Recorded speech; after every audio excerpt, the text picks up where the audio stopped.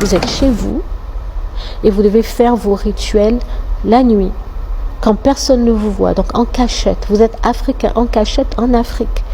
Est-ce que ce n'est pas problématique? Vous voyez, donc c'est tout cela que l'afrocentricité dénonce et c'est ce contre quoi nous érigeons. Nous disons que ce n'est pas normal. Et on parle de panafricanisme, on parle de renaissance africaine. Nous y croyons. Mais la question, c'est comment est-ce qu'on peut parler de renaissance africaine si culturellement, on ne s'assume pas?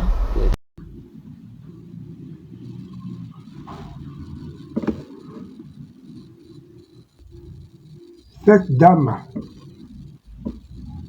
est le professeur Ama Mazama. Elle est la présidente d'un mouvement panafricain surnommé l'afrocentricité, qui a pour but de centraliser ou de recentraliser au cœur des Africains, par les Africains et pour les Africains.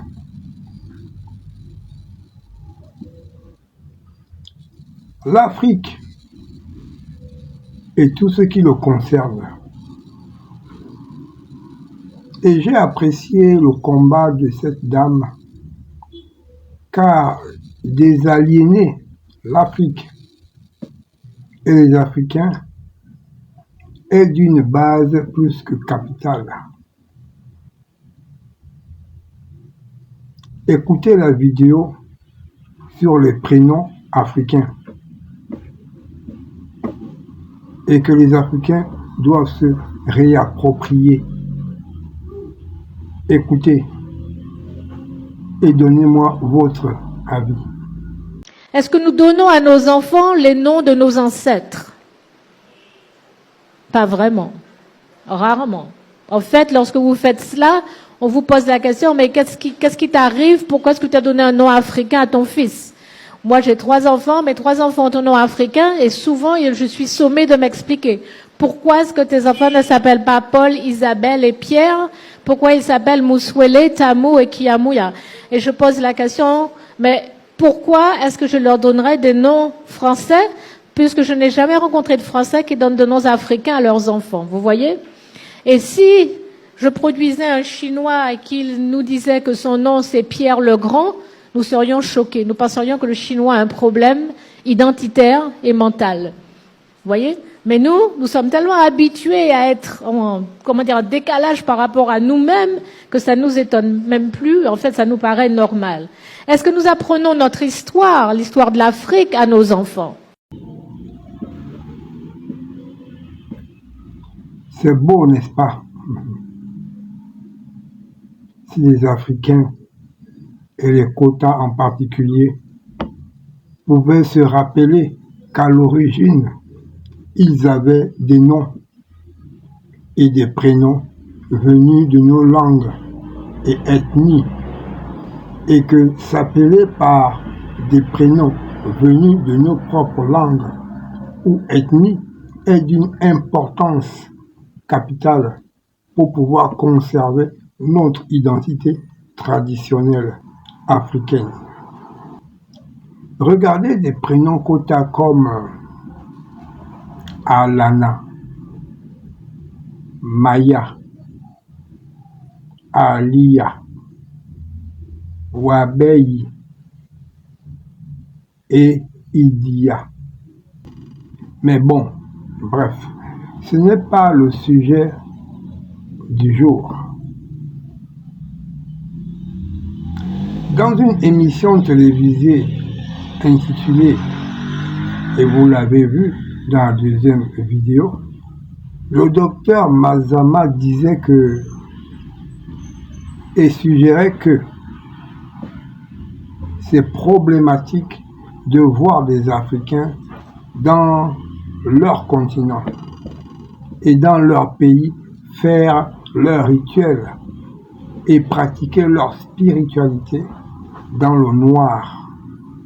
C'est comme s'ils se cachaient ou avaient honte de leur pratique ou pratiquaient des choses négatives. À l'époque, ce sont les autres peuples qui nous obligeaient à suivre leurs choses. Aujourd'hui, c'est nous-mêmes qui continuons à nous obliger à suivre les choses des autres. Si eux, ils font leur rite la journée, alors que selon des règles ancestrales, nous devons les faire la nuit, pourquoi nous devons les suivre et faire nos rites et rituels la journée comme eux? Bien que nous avons des rites et des rituels de la journée. Le problème, c'est qu'ils nous ont aliénés. Mais aujourd'hui, c'est nous-mêmes qui nous aliénons. La question, c'est pourquoi la pratique de la spiritualité africaine doit suivre des règles qui n'ont rien à y voir avec des règles traditionnelles qui nous viennent de nos ancêtres. Et depuis la nuit des temps. Et pourquoi faire et être comme les autres peuples? Si eux, ils font leur rite et rituel la journée, pourquoi nous devons les suivre et faire comme eux? Alors que depuis la nuit des temps, nous faisons nos rites et rituels la nuit. Et c'est selon les règles de nos ancêtres. Nous pensons que leurs choses ont plus de valeur que les nôtres. Pourquoi? Vous ne pouvez pas demander aux Africains de changer les règles de leur spiritualité sous prétexte qu'ils n'ont pas les mêmes temps et horaires que les autres pour pratiquer leur spiritualité. Et vous dites que cela est problématique. Pourquoi? Déjà, la spiritualité africaine, il faut la comprendre, car elle est très complexe, même pour les Africains eux-mêmes. Ceux qui veulent comprendre la spiritualité africaine devraient déjà chercher à comprendre pourquoi, en général, les rites et rituels africains se font la nuit. Ce questionnement est la base. Et pour dire vrai, il y a des rites et des rituels de la nuit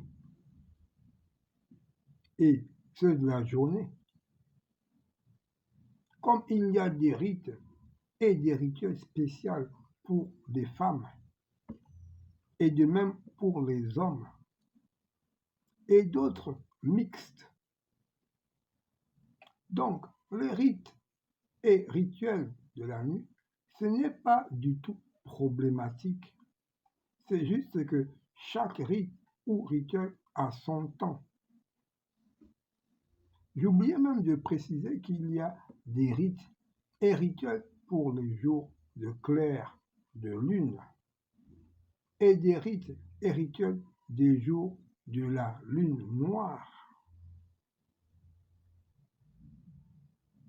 Et pour conclure, j'aimerais que vous écoutiez cette vidéo qui met encore une fois et qui renforce de plus en plus ces idées d'aliénation dans notre mentalité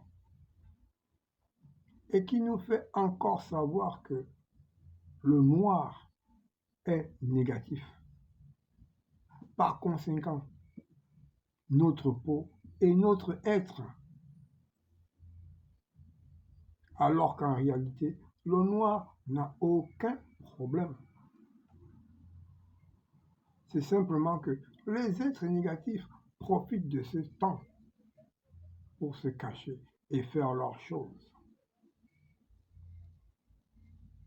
Mais sachez-le, même dans la pleine lumière, le négatif peut agir. Les gens qui aiment dormir dans l'obscurité là, sachez que ce n'est pas bien de dormir dans l'obscurité totale. Si vous n'avez pas la lumière, mettez au moins quelque chose de tamisé, mais pas le noir total. C'est pas bon. Sur ce, je vous souhaite une bonne méditation. Iboate Bouya, à la prochaine. Adina Malomi Yokaka, Ayokeke. Que ceux qui ont des oreilles pour entendre, qu'ils entendent.